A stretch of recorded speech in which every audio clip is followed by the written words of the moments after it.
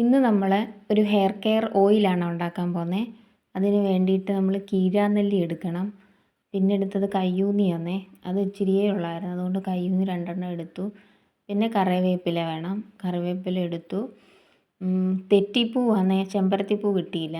പിന്നെ മൈലാഞ്ചി എടുത്ത്, അത് പിന്നെ ഞവരയിലയാണേ, ഞവരയില എടുത്ത്. പിന്നെ വേണ്ടിയത് ഒരു അലോവേറയുടെ ഒരു പോള എടുത്തു.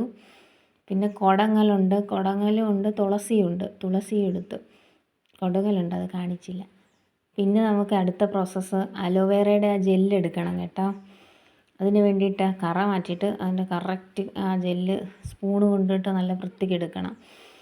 ആ ജെല്ല് മതി നമുക്ക്. ആ സാധനം നന്നായിട്ട് എക്സ്ട്രാക്ട് ചെയ്ത് അതിൽ നിന്ന് എടുത്തതിന് ശേഷം പിന്നാണ്ട് ഇത്ര നമുക്ക് കിട്ടി. അതിൻ്റെ ആവശ്യമുള്ളൂ, നമുക്ക് ക്വാണ്ടിറ്റി കുറവാണല്ലോ, ഇച്ചിരി എണ്ണയല്ലേ ഉള്ളൂ, അപ്പോൾ അതനുസരിച്ച് വെക്കാം. അപ്പം തെറ്റിപ്പൂ എടുത്ത് അതിനകത്ത് ഇട്ട് കേട്ടോ. തെറ്റിപ്പൂ, ഈ ചെമ്പരത്തി 5 തള്ളുള്ള ചുവന്ന ചെമ്പരത്തിയാണ് ശരിക്കും ഇടുന്നത്. ഞാനത് ഇന്ന് കിട്ടിയില്ല, അതുകൊണ്ട് തെറ്റിപ്പൂ മാത്രമേ കിട്ടിയുള്ളൂ, അത് യൂസ് ചെയ്തു. പിന്നെ ബാക്കിയുള്ള നമ്മുടെ മൈലാഞ്ചി, തുളസി, കൊടങ്ങൽ, പിന്നെ ഞവരയില, ഇതെല്ലാം കൂടെ മിക്സിക്കകത്തിട്ട് നമ്മുടെ അലോവേറ ജെല്ലും എല്ലാം കൂടെ മിക്സിയിലിട്ട് കഴുകിയതാണ്. ഇത് ജെല്ലല്ല, ബാക്കിയൊക്കെ സാധനം കഴുകിയതാണ്.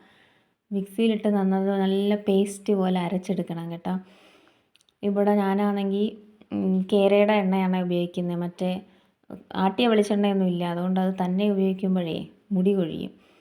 അപ്പോൾ ഇതും കൂടെ ചേർത്ത് ഒഴിക്കുമ്പോൾ കുറച്ച് കുറവുണ്ട്. അപ്പോൾ ഇങ്ങനെ കിട്ടുന്ന ഇങ്ങനെ പേസ്റ്റായ സാധനം എണ്ണ ചൂടാവണം.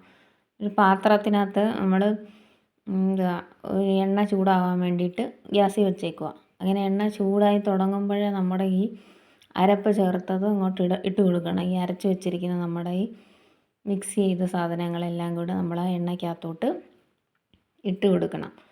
അപ്പം ചൂടാവുമ്പോഴേ എടുത്തിടാവും കേട്ടോ. എന്നിട്ട് തീ കുറച്ച് വെച്ചേക്കണം, തീ കൂട്ടി വെച്ചാൽ കരിഞ്ഞു പോവും. അപ്പോൾ തീ ഒരു സിമ്മിലിട്ടിട്ട് ഈ മിക്സ്ചറെല്ലാം കൂടെ അതിനകത്തിട്ട് നല്ലപോലെ ഇളക്കി കട്ടാതെ മിക്സ് ചെയ്ത് കൊടുക്കണം. ഇതെല്ലാം നമുക്ക് വടിച്ചതിനകത്തോട്ട് ഇടാമേ. ഇട്ട് കഴിഞ്ഞിട്ട് നല്ലപോലെ ഇങ്ങനെ കറക്കി കട്ടാതെ മിക്സ് ചെയ്ത് വിടണം കേട്ടോ.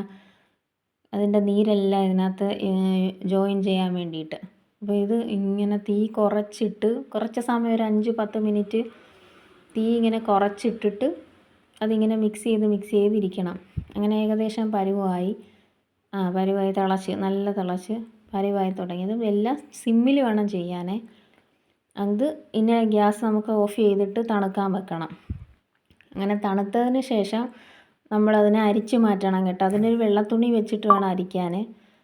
അത് അങ്ങനെ അതിനെ അരിച്ച് അതിൻ്റെ കൊന്തും ഇരയും ആ ചണ്ടി ഉണ്ടല്ലോ, ആ സാധനം അതിൽ നിന്ന് വേർതിരിച്ചെടുക്കണം.